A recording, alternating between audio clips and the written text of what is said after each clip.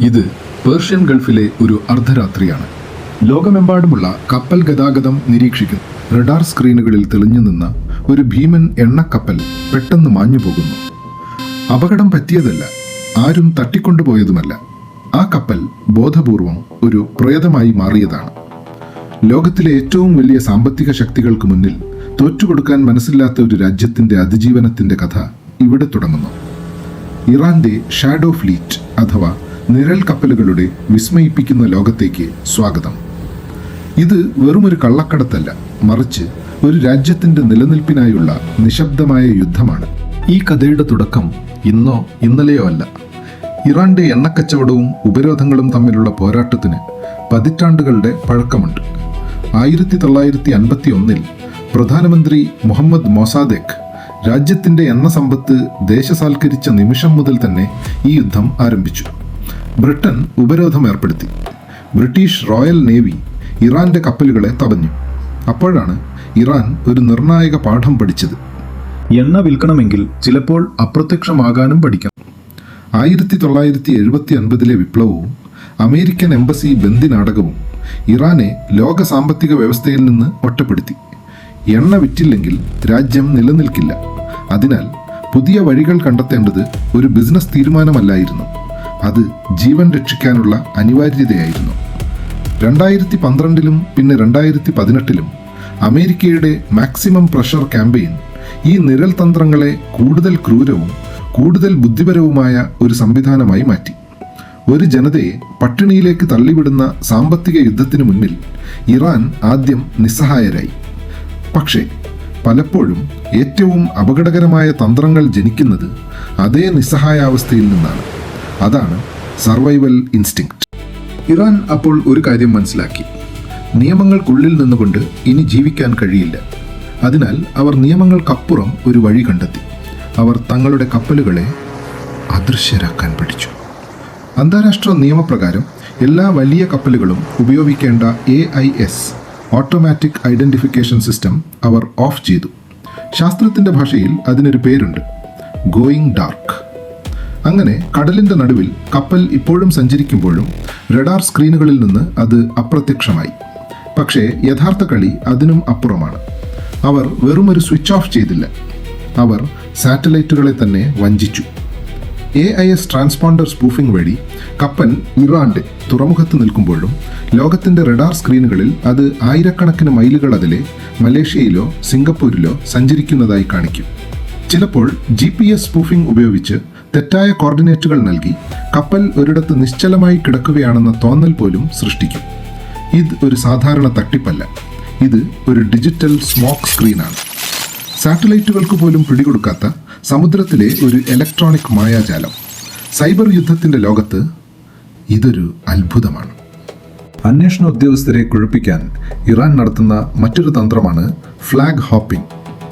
സ്വന്തം പതാകയ്ക്ക് പകരം Panama, Liberia, cook islands തുടങ്ങിയ രാജ്യങ്ങളുടെ പതാകകൾ, ഫ്ലാഗ്സ് ഓഫ് കൺവീനിയൻസ്, ഇവർ ഉപയോഗിക്കുന്നു.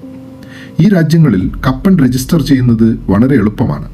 പലപ്പോഴും ഒരു യാത്രക്കിടയിൽ തന്നെ കപ്പലിന്റെ പേരും ഉടമസ്ഥാവകാശവും മാറ്റാറുണ്ട്. ഉദാഹരണത്തിന്, കടലിന്റെ ഒരു ഭാഗത്ത് ഹോർസ് എന്ന പേരുള്ള കപ്പൽ കുറച്ചു ദൂരം കഴിയുമ്പോൾ ഓക്സ് എന്ന പേരിൽ പ്രത്യക്ഷപ്പെടും. ഇതിനെ ഐഡന്റിറ്റി ലോണ്ടറിംഗ് എന്ന് വിളിക്കാം. ഇതിലും ഭയാനകമായ മറ്റൊന്നുണ്ട്: ഫാൻറ്റം വോയേജ്. പൊളിക്കാനിട്ടിരിക്കുന്ന ഒരു പഴയ കപ്പലിന്റെ ഐഡന്റിറ്റി സിഗ്നലുകൾ മോഷ്ടിച്ച് റഡാറുകളിൽ ആ പഴയ കപ്പലായി വേഷം മാറി ഇറാന്റെ ഭീമൻ ടാങ്കറുകൾ ലക്ഷ്യസ്ഥാനത്തേക്ക് നീങ്ങുന്നു. ഇറാന്റെ നിയന്ത്രണത്തിലുള്ള കപ്പലുകൾ പലപ്പോഴും തങ്ങളുടെ IMO നമ്പർ വ്യാജമായി നിർമ്മിക്കുന്നു. പൊളിക്കാൻ വിട്ട കപ്പലുകളുടെ പേരും നമ്പറും ഉപയോഗിച്ച് കടലിൽ പുതിയ കപ്പലുകളായി ഇവർ പ്രത്യക്ഷപ്പെടുന്നു. ഒരേ സമയം ഒരേ ഐഡന്റിറ്റിയിൽ 2 കപ്പലുകൾ ലോകത്തിന്റെ 2 ഭാഗത്ത് പ്രത്യക്ഷപ്പെടുന്ന ഈ പ്രതിഭാസം സൈബർ സുരക്ഷാ വിദഗ്ധരെ പോലും അമ്പരപ്പിക്കുന്നു. ഇറാന്റെ കപ്പലുകൾക്ക് ഒരു രാജ്യവും തങ്ങളുടെ തുറമുഖങ്ങളിൽ പ്രവേശനം നൽകില്ല. അപ്പോൾ അവർ നടുക്കടലിനെ തുറമുഖമാക്കി മാറ്റി. രാത്രിയുടെ ഇരുട്ടിൽ ആരുടെയും കണ്ണിൽപ്പെടാതെ കപ്പലുകൾ ചേർത്ത് നിർത്തി എണ്ണ കൈമാറുന്നു. ഇതിലും വലിയൊരു തന്ത്രമാണ് ഡേസി ചെയിൻ. എണ്ണ കയറ്റിയ ഇറാന്റെ കപ്പൽ ആദ്യം ഒരു ന്യൂട്രൽ കപ്പലിലേക്ക് എണ്ണ മാറ്റുന്നു. ആ രണ്ടാമത്തെ കപ്പൽ മൂന്നാമത്തേതിലേക്ക്. ഇങ്ങനെ 3-4 കപ്പലുകൾ മാറി മാറി എണ്ണ കൈമാറുമ്പോഴേക്കും ആ എണ്ണയുടെ യഥാർത്ഥ ഉറവിടം ഇല്ലാതാകുന്നു. അവസാനം വിപണിയിലെത്തുമ്പോൾ അത് മലേഷ്യൻ ഓയിൽ എന്നോ മിഡിൽ ഈസ്റ്റ് ബ്ലെൻഡ് എന്നോ ഉള്ള പേരിൽ ആർക്കും തിരിച്ചറിയാൻ കഴിയാത്ത വിധം ശുദ്ധീകരിക്കപ്പെടുന്നു. ഓരോ രാജ്യത്തെയും എണ്ണയ്ക്ക് സൾഫറിൻ്റെയും ലോഹങ്ങളുടെയും അളവിൽ ഓരോ പ്രത്യേകതയുണ്ട്.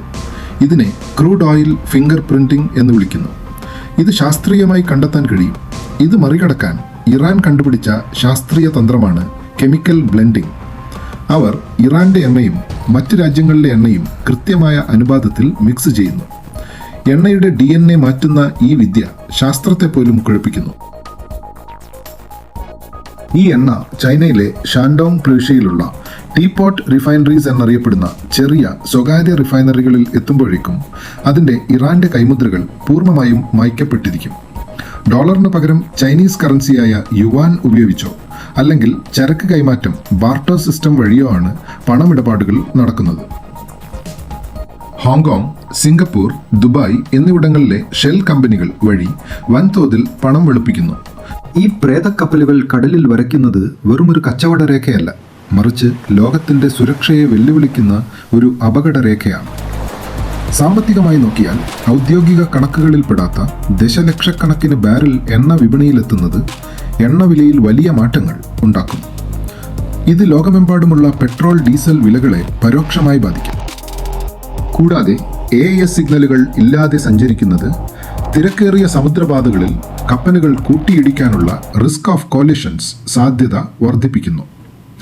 പുതിയ കപ്പലുകൾ വാങ്ങാൻ കഴിയാത്തതുകൊണ്ട് 20 മുതൽ 25 വരെ വർഷത്തിലധികം പഴക്കമുള്ള തുരുമ്പിച്ച ടാങ്കറുകളാണ് ഇറാൻ ഉപയോഗിക്കുന്നത്. ഇവയെ ഡാർക്ക് ഫ്ലീറ്റ് എന്നാണ് ശാസ്ത്രലോകം വിളിക്കുന്നത്. ഇവയ്ക്ക് അന്താരാഷ്ട്ര ഇൻഷുറൻസ്, P&I ക്ലബ്സ് ഇല്ല. ഒരു അപകടം സംഭവിച്ചാൽ അതിന്റെ ചിലവ് വഹിക്കാൻ ആരുമുണ്ടാകില്ല എന്നത് സമുദ്ര നിയമങ്ങളുടെ പരാജയമാണ്. ഇന്ന് മിഡിൽ ഈസ്റ്റ് ഒരു യുദ്ധക്കളമായി മാറുമ്പോൾ ഇറാന്റെ ഈ പ്രേതക്കപ്പലുകൾക്ക് വെറുമൊരു എണ്ണക്കടത്തിനപ്പുറം മറ്റൊരു മുഖം കൂടിയുണ്ട്. യുദ്ധത്തിനുള്ള പണം കണ്ടെത്താൻ ഈ എണ്ണക്കടത്ത് സഹായിക്കുന്നു. ഹമാസ്, ഹിസ്ബുള്ള, ഹൂതികൾ തുടങ്ങിയ ഗ്രൂപ്പുകൾക്ക് നൽകുന്ന സാമ്പത്തിക സഹായത്തിന്റെ പ്രധാന സ്രോതസ് ഈ നിഴൽ കപ്പലുകൾ വിൽക്കുന്ന എണ്ണയാണ്. ഉപരോധങ്ങളെ വെട്ടിച്ച് ഇറാൻ നേടുന്ന ഈ ബ്ലാക്ക് മണി മേഖലയിലെ സംഘർഷങ്ങളെ ജ്വലിപ്പിച്ചു നിർത്താൻ സഹായിക്കുന്നു. ഇറാന്റെ ഈ പ്രേതക്കപ്പലുകൾ വെറുമൊരു എണ്ണക്കടത്ത് യന്ത്രങ്ങളല്ല, അവ ചലിക്കുന്ന സൈനിക താവളങ്ങളാണ്. ഇതിന് ഏറ്റവും വലിയ ഉദാഹരണമാണ് MV സാവിസ്. വർഷങ്ങളോളം ചെങ്കടലിൽ ഒരു ചരക്ക് കപ്പലായി നങ്കൂരമിട്ടിരുന്ന ഈ കപ്പൽ യഥാർത്ഥത്തിൽ ഹൂതി വിമതർക്ക് ആയുധങ്ങളും വിവരങ്ങളും നൽകുന്ന ഒരു മദർഷിപ്പായിരുന്നു. 2021 സ്ഫോടനത്തിൽ ഇത് തകർക്കപ്പെട്ടപ്പോൾ ഇറാൻ പകരം MV ബേഷാദ് എന്ന പുതിയ ചാരക്കപ്പലിനെ രംഗത്തിറക്കി. ഇറാന്റെ ഒരു സാധാരണ ചരക്ക് കപ്പലായി പുറമെ തോന്നിപ്പിക്കുന്ന ബേഷാദ് മാസങ്ങളോളമാണ് ചെങ്കടലിലെ ഒരേ സ്ഥാനത്ത് നങ്കൂരമിട്ടിരുന്നത്. ഇതിനെ ഫ്ലോട്ടിംഗ് ഇന്റലിജൻസ് ഹബ് എന്നാണ് വിളിക്കുന്നത്. ഹൂതി വിമതർ ചെങ്കടലിലൂടെ പോകുന്ന കപ്പലുകളെ ആക്രമിക്കുമ്പോൾ അവർക്ക് കൃത്യമായ ടാർഗറ്റ് വിവരങ്ങൾ നൽകുന്നത് ഈ കപ്പലാണെന്ന് അന്താരാഷ്ട്ര ഏജൻസികൾ ആരോപിക്കുന്നു. നിലവിലെ യുദ്ധത്തിൽ ഇറാന്റെ കപ്പലുകൾ ഉപയോഗിക്കുന്ന GPS സ്പൂഫിംഗ് സാങ്കേതിക വിദ്യ ഡ്രോണുകൾക്ക് വഴി കാണിക്കാനും ഇസ്രായേലിന്റെ മിസൈലുകളെ വഴിതിരിച്ചുവിടാനും ഇവർ ഉപയോഗിക്കുന്നു. ഇതിനെതിരെ ഇസ്രായേൽ ചാരസംഘടനയായ മൊസാദ് ലിംപറ്റ് മൈനുകൾ ഉപയോഗിച്ച് നടത്തുന്ന ആക്രമണങ്ങൾ ഇറാന്റെ സാമ്പത്തിക നട്ടെല്ലൊടിക്കാനുള്ള ശ്രമമാണ്. നമ്മൾ ഇന്ന് വാർത്തകളിൽ കാണുന്ന ഹൂതികളുടെ ഡ്രോൺ ആക്രമണങ്ങൾ ശ്രദ്ധിച്ചാൽ ഒരു കാര്യം മനസ്സിലാകും. അവർ ലക്ഷ്യം വെക്കുന്നത് ഇസ്രായേലുമായി ബന്ധമുള്ള കപ്പലുകളെ മാത്രമാണ്. കടലിന് നടുവിൽ കൃത്യമായി ഈ കപ്പലുകളെ തിരിച്ചറിയാൻ ഹൂതികളെ സഹായിക്കുന്നത് ഇറാന്റെ ഈ നിഴൽ ടാങ്കറുകളാണ്. ഔദ്യോഗികമായി എണ്ണക്കപ്പലുകൾ എന്ന് വിളിക്കപ്പെടുമ്പോഴും ഇവയിൽ അത്യാധുനികമായ സിഗ്നൽ ഇന്റലിജൻസ് SIGINT സംവിധാനങ്ങൾ ഘടിപ്പിച്ചിട്ടുണ്ട്. അതായത് കടലിലെ ഓരോ റേഡിയോ സന്ദേശവും ഈ പ്രേതക്കപ്പലുകൾ ചോർത്തുന്നു. യുദ്ധം തുടങ്ങുന്നതിന് തൊട്ടു മുൻപ് ഈ കപ്പലുകൾ തങ്ങളുടെ AIS സിഗ്നലുകൾ ഓഫ് ചെയ്ത് അദൃശ്യരാകുന്നത് വരാനിരിക്കുന്ന ആക്രമണത്തിന്റെ സൂചനയായാണ് ലോകമിന്ന് കാണുന്നത്. ഈ നിഴൽ കപ്പലുകൾ ഇന്ന് ഒരു പുതിയ ലോകക്രമം, ന്യൂ വേൾഡ് ഓർഡർ സൃഷ്ടിക്കുകയാണ്. ഇറാൻ, റഷ്യ, ചൈന എന്നീ രാജ്യങ്ങൾ ചേർന്ന് പാശ്ചാത്യ രാജ്യങ്ങളുടെ സാമ്പത്തിക നിയന്ത്രണങ്ങളെ വെല്ലുവിളിക്കുന്നു. അമേരിക്കയുടെ ഡോളറിനെ ഒഴിവാക്കി യുവാൻ കറൻസിയിലോ സ്വർണത്തിലോ ഇടപാടുകൾ നടത്തുന്ന ഈ സമാന്തര വ്യവസ്ഥിതി ഭാവിയിൽ ആഗോള സാമ്പത്തിക ഘടനയെ തന്നെ അട്ടിമറിച്ചേക്കാം.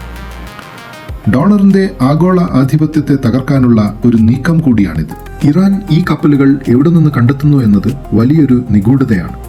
ലോകമെമ്പാടുമുള്ള കപ്പൽ പൊളിക്കുന്ന കേന്ദ്രങ്ങളിൽ നിന്ന്, പ്രത്യേകിച്ച് ബംഗ്ലാദേശിലെ ചിറ്റഗോംഗിൽ നിന്നും ഇന്ത്യയിലെ അലങ്കിൽ നിന്നും പൊളിക്കാൻ വെച്ചിരിക്കുന്ന പഴയ ടാങ്കറുകൾ ഇറാൻ രഹസ്യമായി വാങ്ങുന്നു. കടലാസിൽ ഈ കപ്പലുകൾ പൊളിച്ചു നീക്കി എന്നാണ് രേഖപ്പെടുത്തുക. എന്നാൽ മാസങ്ങൾക്ക് ശേഷം ഇതേ കപ്പലുകൾ പുതിയ പേരും പതാകയുമായി പ്രത്യക്ഷപ്പെടുന്നു.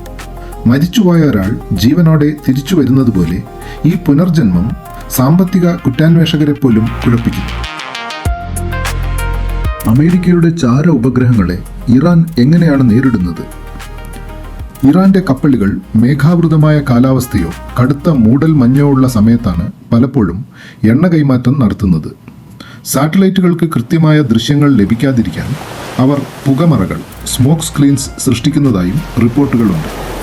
ചിലപ്പോൾ ഇറാന്റെ കപ്പലുകൾക്ക് സമീപം സമാനമായ വലിപ്പമുള്ള മറ്റ് കപ്പലുകൾ മനഃപൂർവ്വം ചേർത്തു നിർത്തി സാറ്റലൈറ്റ് അൽഗോരിതങ്ങളെ തെറ്റിദ്ധരിപ്പിക്കുന്നു. പണം എങ്ങനെ കൈമാറുന്നു എന്നതിലെ ഏറ്റവും പുതിയ തന്ത്രം ബിറ്റ്കോയിൻ പോലുള്ള ക്രിപ്റ്റോ കറൻസികളാണ്. ഉപരോധം കടുത്തതോടെ ഇറാൻ വലിയ തോതിൽ ക്രിപ്റ്റോയിലേക്ക് മാറി. എണ്ണ വിൽക്കുന്ന പണം ഡിജിറ്റൽ വാലറ്റുകളിലേക്ക് മാറ്റുകയും അത് പിന്നീട് ദുബായിലോ തുർക്കിയിലോ ഉള്ള ഹവാല ഏജന്റുകൾ വഴി ചരക്കുകളായി ഇറാനിലേക്ക് എത്തിക്കുകയും ചെയ്യുന്നു. ഇത് ഒരു രാജ്യത്തിന്റെ സമ്പദ് വ്യവസ്ഥ മുഴുവൻ ഭൂമിക്കടിയിലുള്ള ഒരു സമാന്തര ലോകത്തേക്ക് മാറുന്ന കാഴ്ചയാണ്. ഒരു വശത്ത് കടുത്ത മതനിയമങ്ങൾ പിന്തുടരുന്ന രാജ്യം, മറുവശത്ത് ലോകത്തെ വെല്ലുവിളിക്കുന്ന അത്യാധുനിക സാങ്കേതിക വിദ്യ. ഇത് ഇറാന്റെ വൈരുദ്ധ്യമാണ്. തങ്ങളുടെ നിലനിൽപ്പിന് വിദ്യയും ശാസ്ത്രവും അനിവാര്യമാണെന്ന് ആ രാജ്യം തിരിച്ചറിഞ്ഞിട്ടുണ്ട്. ഇറാന്റെ ഗവേഷണശാലകൾ പ്രവർത്തിക്കുന്നത് ലാഭത്തിനല്ല, മറിച്ച് അതിജീവനത്തിനാണ്. ഉപരോധം മൂലം വിദേശ സാങ്കേതിക വിദ്യ ലഭിക്കാതെ വന്നപ്പോൾ അവർ റിവേഴ്സ് എഞ്ചിനീയറിംഗ് എന്ന കലയിൽ ലോക മാസ്റ്റർമാരായി മാറി. അമേരിക്കയുടെ ഏറ്റവും മികച്ച ഡ്രോണുകൾ, ഉദാഹരണത്തിന് RQ-170 സെന്റിനൽ പിടിച്ചെടുത്ത് അവയെ പഠിച്ച് സ്വന്തമായി ഡ്രോണുകൾ നിർമ്മിക്കാൻ അവർക്ക് കഴിഞ്ഞു. ഇറാൻ വിശ്വസിക്കുന്നത് വിജ്ഞാനം ഒരു ആയുധമാണ് എന്നാണ്. ഉപരോധങ്ങൾക്കിടയിലും അവരുടെ സർവകലാശാലകളിൽ നാനോ ടെക്നോളജി, ന്യൂക്ലിയർ ഫിസിക്സ് എന്നിവയിൽ വൻ ഗവേഷണങ്ങൾ നടക്കുന്നു. മതവും വിദ്യയും തമ്മിൽ അവിടെ സംഘർഷമില്ല, മറിച്ച് അവ പരസ്പര പൂരകമായാണ് പ്രവർത്തിക്കുന്നത്. ലോകത്തിലെ ഏറ്റവും മികച്ച സൈബർ ആർമികളിലൊന്ന് ഇറാന്റേതാണ്. ഇറാന്റെ ഈ സാങ്കേതിക കരുത്തിന് പിന്നിലെ മറ്റൊരു വലിയ ശക്തി അവിടുത്തെ സ്ത്രീകളാണ്. പല പാശ്ചാത്യ രാജ്യങ്ങളെയും അപേക്ഷിച്ച് ഇറാനിലെ സർവകലാശാലകളിൽ 60% വിദ്യാർത്ഥികളും സ്ത്രീകളാണ്. ശാസ്ത്ര സാങ്കേതിക മേഖലകളിൽ STEM ഇത്രയധികം സ്ത്രീ പങ്കാളിത്തമുള്ള മറ്റൊരു രാജ്യം മിഡിൽ ഈസ്റ്റിൽ ഇല്ലെന്ന് തന്നെ പറയാം. ലോകത്തിലെ മികച്ച ശാസ്ത്രജ്ഞരിൽ പലരും ഇറാനിയൻ സ്ത്രീകളാണ്.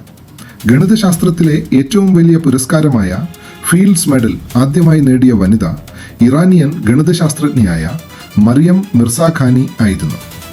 വിജ്ഞാനമെന്നത് അതിജീവനത്തിനുള്ള ആയുധമാണെന്ന് ആ രാജ്യം തിരിച്ചറിഞ്ഞപ്പോൾ അതിൽ തങ്ങളുടെ സ്ത്രീകളെയും അവർ മുൻനിരയിൽ നിർത്തി. ഇറാനിലെ ഡോക്ടർമാരിലും എഞ്ചിനീയർമാരിലും വലിയൊരു വിഭാഗം സ്ത്രീകളാണ്. ചരിത്രം പരിശോധിച്ചാൽ ഒരു കാര്യം വ്യക്തമാകും. മനുഷ്യന്റെ അതിജീവനത്തിനായുള്ള തൃഷ്ണയെ തോൽപ്പിക്കാൻ ഒരു ഉപരോധത്തിനും ഇതുവരെ കഴിഞ്ഞിട്ടില്ല. ലോകത്തിലെ ഏറ്റവും വലിയ സാമ്പത്തിക ശക്തികൾ ഒരു വശത്തും തകർന്ന കപ്പലുകളും തളരാത്ത ബുദ്ധിശക്തിയുമായി ഒരു ചെറിയ രാജ്യം മറുവശത്തും നിൽക്കുമ്പോൾ സമുദ്രം ഈ നിശബ്ദ യുദ്ധത്തിന് സാക്ഷിയാകുന്നു.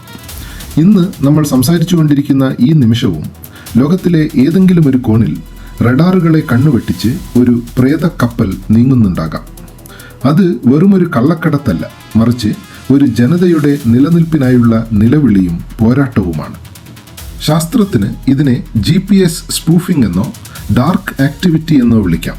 പക്ഷേ ഇറാന് ഇത് തങ്ങളുടെ മക്കൾക്ക് ഭക്ഷണവും മരുന്നും എത്തിക്കാനുള്ള ഏക മാർഗമാണ്. ചങ്ങലകൾ എത്ര മുറുക്കിയാലും അതിനിടയിലൂടെ പുതിയ പാതകൾ വെട്ടാൻ മനുഷ്യൻ ഇനിയും പഠിച്ചുകൊണ്ടേയിരിക്കും. ഡിജിറ്റൽ ലോകത്ത് മിരേജ് സൃഷ്ടിച്ചും എണ്ണയുടെ രാസഘടന മാറ്റിയും ഇറാൻ പടുത്തുയർത്തിയ ഈ നിഴൽ സാമ്രാജ്യം ഇന്നും ഉത്തരം കിട്ടാത്ത ഒരു സമസ്യയാണ്.